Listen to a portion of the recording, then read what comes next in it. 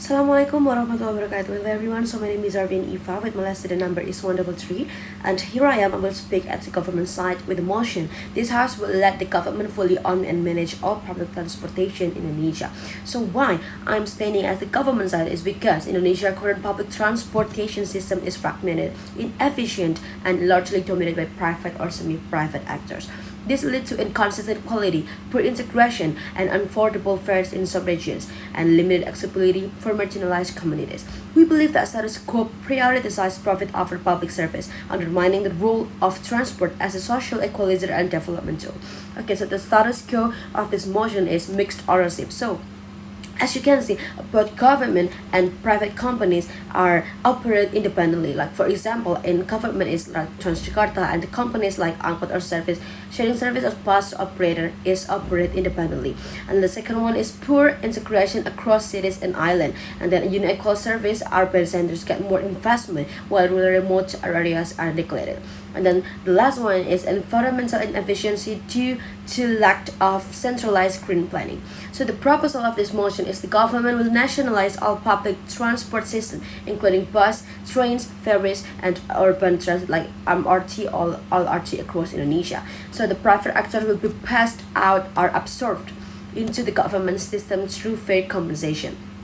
And then a centralized national transport agency will be created to oversee policy, planning, operation, and funding. And then uniform standards for fares, service quality, and environmental sustainability will be applied and nationwide. And then last one, investment will be prioritized in underserved and rural areas to close the access gap. Okay, let's back to the topic. This motion is I'm standing as the government to agree that a government fully owned and manage all public transportation in Indonesia. Why? Because public transport serves a collective purpose. Mobility is a right, not a commodity. And only government ownership ensures universal, affordable access, especially for low-income, rural, and disabled individuals. And unified system allow for better coordination and long-term investment, unlike fragmented short-term and profit models. And then, so the second one is better infrastructure planning and integration. The state can create a seamless multimodal network across the archipelago. Government management allows inter-island connectivity and system urban-rural linkage, and enables implementation of green transportation policies like electric fleets, emission caps effectively. And the third one is national economic and social development. Public transport is key to reducing inequality. It allows the poor to access jobs, education, and healthcare. And the government-run system can support local industry, for example, manufacturing bus, manufacturing trains, or something like that, and create stable jobs, of course. And efficient transport help decarbonize cities and enhance productivity on a national scale.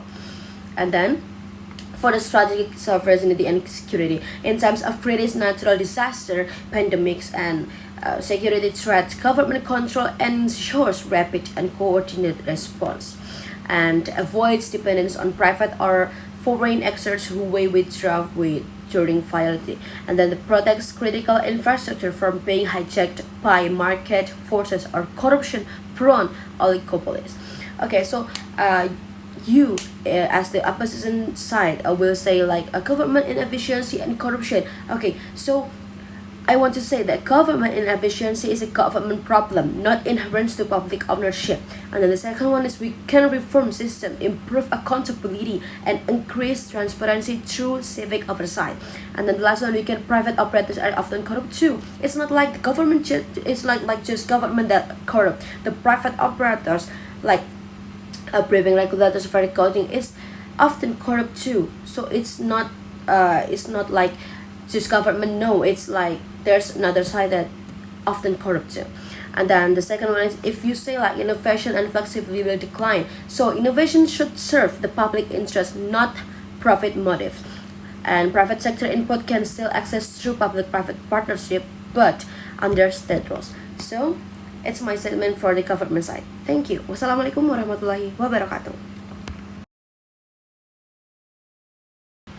Assalamualaikum warahmatullahi wabarakatuh. My name is Arviani Eva with my student number is 133, and here I am. I will speak as the opposition side with the motion This also will let the government fully own and manage all public transportation in Indonesia.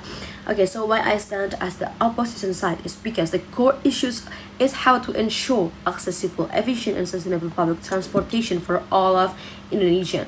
The government side assumes that ownership is the only way to achieve this, but we argue that efficiency, innovation, accessibility are best achieved through regulated partnerships, decentralized management, and private sector involvement, rather than a full nationalization. Total government control is not only unnecessary but harmful to progress and service delivery.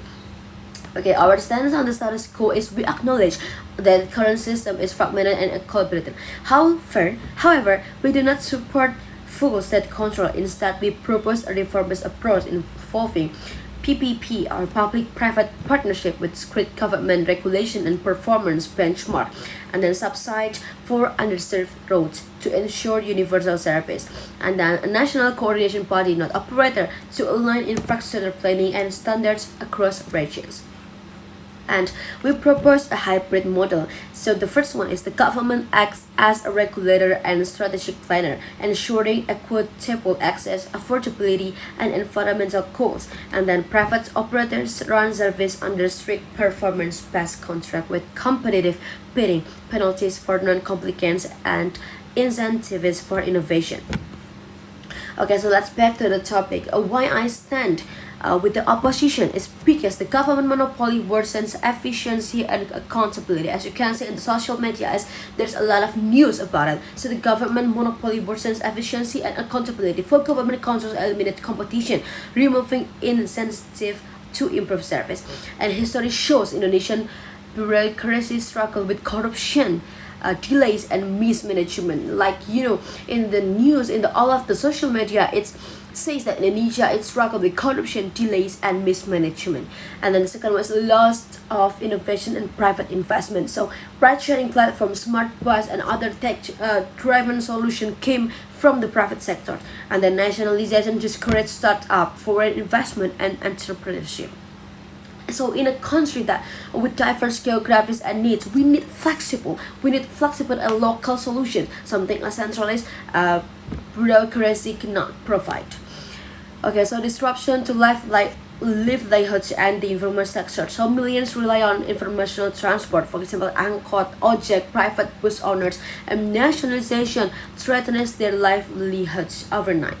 And even with compensation, the returning or absorption isn't guaranteed. This would lead to mass unemployment and public backlash. And then financial and operational risk. Full nationalization would cost billions in compensation, upgrades, and new infrastructure training state budget, right? And the government may prioritize politically beneficial areas, neglecting remote or less populous regions. And economic downturns, transport quality will decline due to budget cuts since no longer backed by private capital. Okay, so if the government side say that transport is a public good and should be a right, we agree, yes, it's a true statement, but the rights can be guaranteed through regulation, not ownership, and just a health can involve private under public schemes, or transport can involve private access to the public course, like that.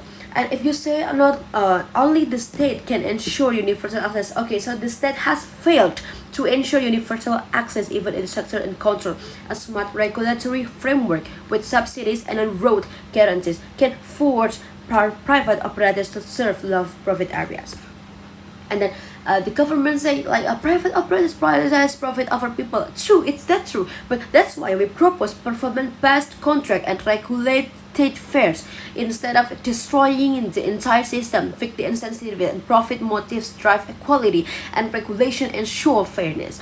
And if you say like the nationalization ensures green transport availability, and green goals can be managed through regulation, and planning is possible via a central oversight and without needing to own and operate every service. So it's my statement, and thank you. Wassalamualaikum warahmatullahi wabarakatuh.